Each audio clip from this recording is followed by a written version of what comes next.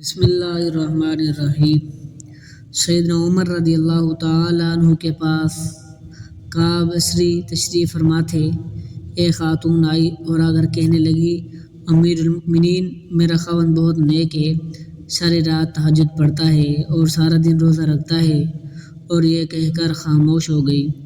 عمر رضی اللہ تعالیٰ عنہ بڑے حیران کہ خاتون کیا کہنے آئی ہے۔ اس نے پھر یہ بات دہرائی کہ میرا خاوند بہت نیک ہے، ساری رات تہجد گزارتا ہے اور سارا دن روزہ رکھتا ہے۔ اس پر کعب رضی اللہ تعالیٰ عنہ بولے، اے امیر المؤمنین، اس نے اپنے خاوند کی بڑے اچھے انداز میں شکایت کی ہے۔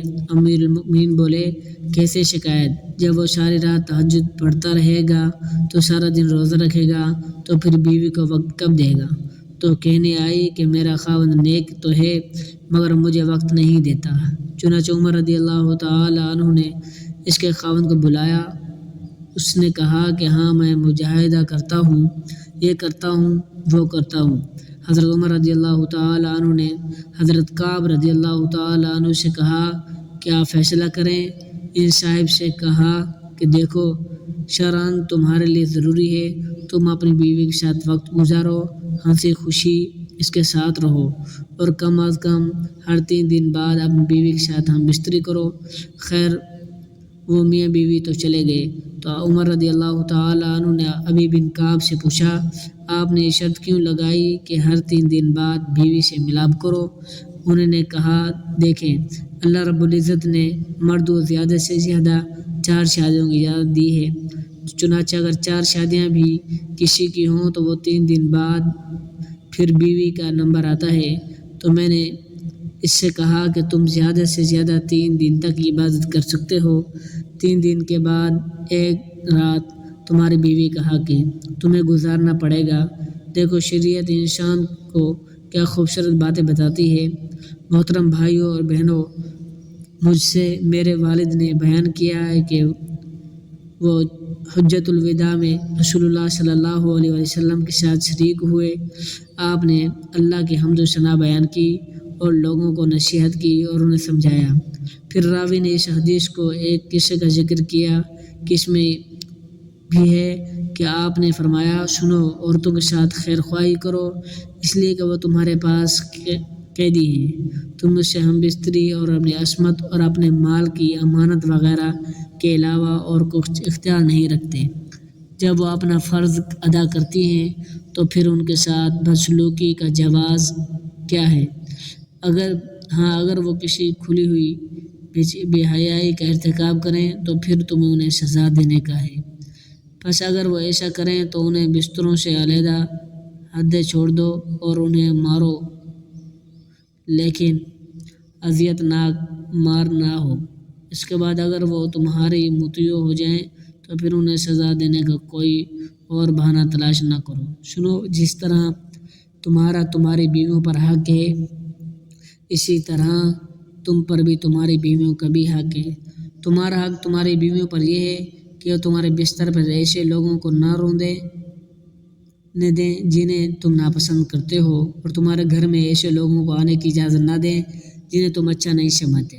سنو، اور تم پر ان کا حق ہے، تم ان کے لباس اور پہنے میں اچھا سلوک کرو۔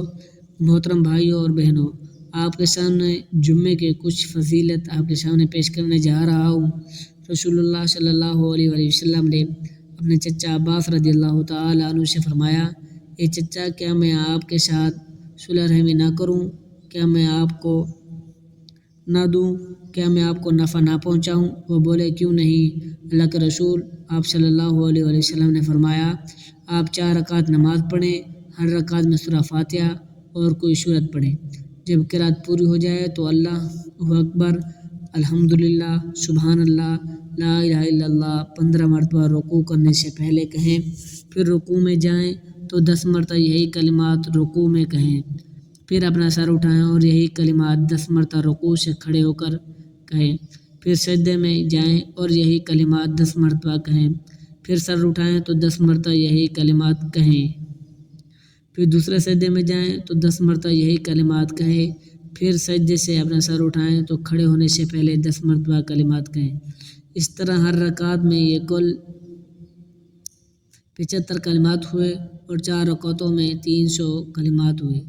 اگر آپ کے گناہ بہت زیادہ ریت والے بادلوں کے برابر بھی ہوں گے اللہ تعالیٰ انہیں معاف فرما دے گا۔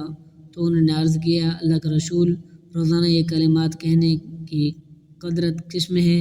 آپ نے فرمایا آپ روزانہ یہ کلمات نہیں کہہ سکتے تو ہر جمعے کو کہیں، اگر ہر جمعے کو بھی نہیں کہہ سکتے تو ہر ماہ میں کہے، وہ برابر یہی بات کہتے رہے یہاں تک کہ آپ نے فرمایا تو 1 سال میں آپ اسے کہہ لیں۔